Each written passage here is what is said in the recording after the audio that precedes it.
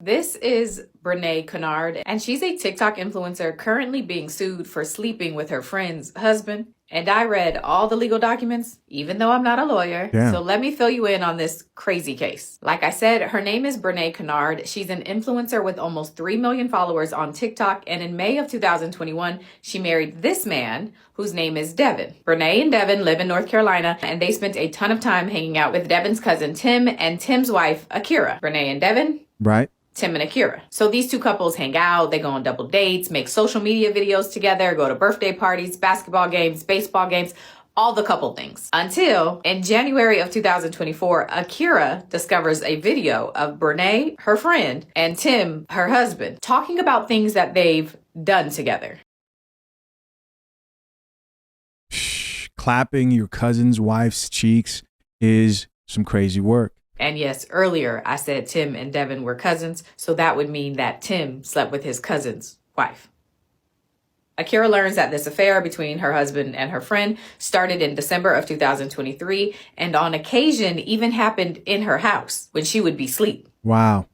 After all of this is discovered, Tim and Brene move out of the homes that they share with their spouses and into a home together. For all who don't know, me and Devin are divorced. And that's not a good thing. What a horrible wife.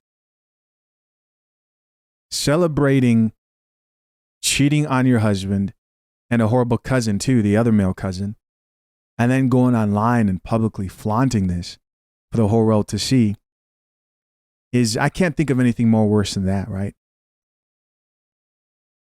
Cold world. Good thing. But another thing, your girl is moving. And then a few months after that, Akira sues Brene, alleging that as a direct result of Brene sleeping with her husband, Akira has suffered humiliation, mental anguish, and injury to her health. She says her children are now deprived of a 2-parent household, and Akira is deprived of the love, affection, companionship, and economic support of her own husband because he's given it all to Brene. Akira also says the fact that the two of them are flaunting this relationship all over the internet. That's crazy. Oh, I thought the music was gonna play. No, you gotta just do it. Just once.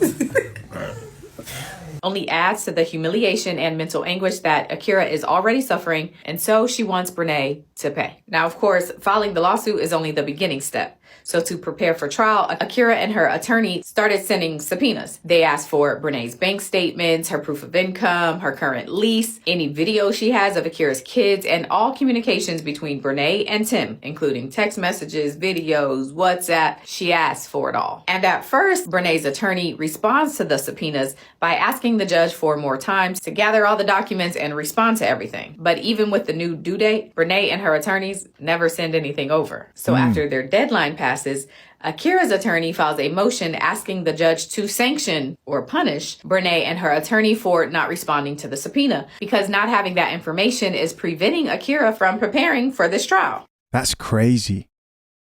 Anybody who, because this is new to me, right? You don't see this a lot.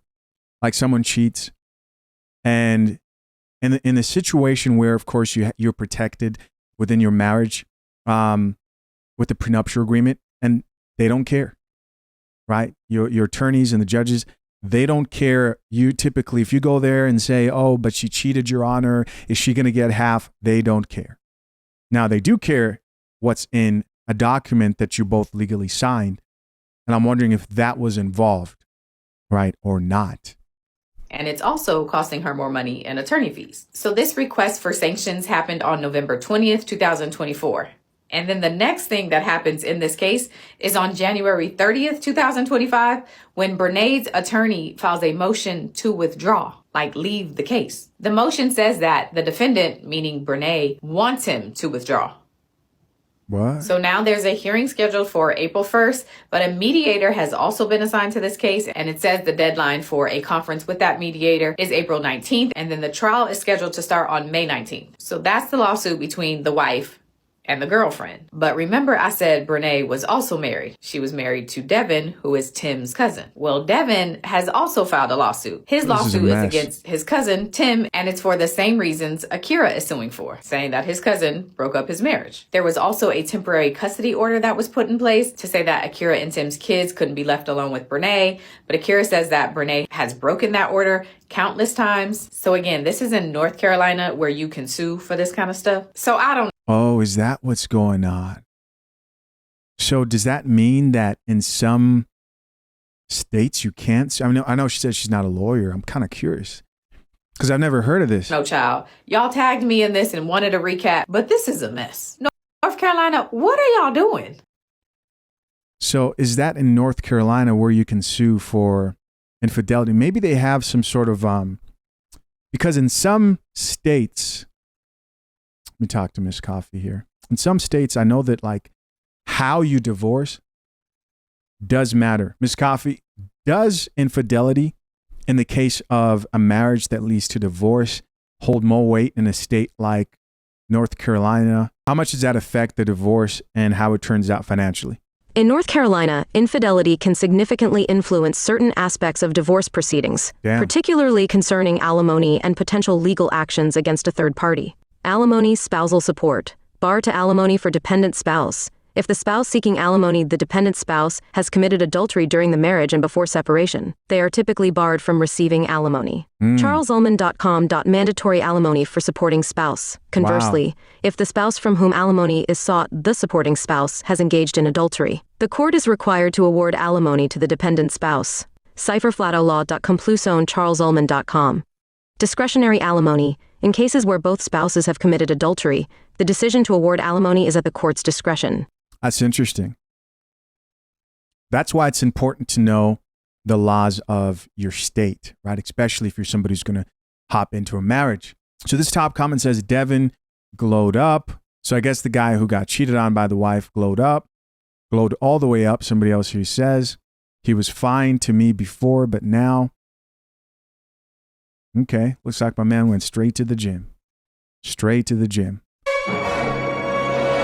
Somebody else here says, please don't forget Brene dated Tim in like high school. Who gives an F? She's still at 3 or 4. Somebody else here says, I hope Akira wins. Yeah, this is all drama stuff that I don't care about. This is insane. Yeah, I was mainly kind of just stuck on the fact that in certain states, people just like sue each other when it comes to infidelity. That's not something I don't think would hold as much water in other states. Of course, guys, I'm curious to know, what do you think of this whole situation? Comment down below. Listen, guys, as always, I appreciate you checking out yet another episode of the Coffee Pod. To my soon-to-be married and currently engaged men, head over to fathershaverights.com and access the #1 guide to drafting a solid and legally binding prenuptial agreement. Use offer code REVIEW to get it 100% free. Appreciate you guys. Till next time, I'm out. Peace.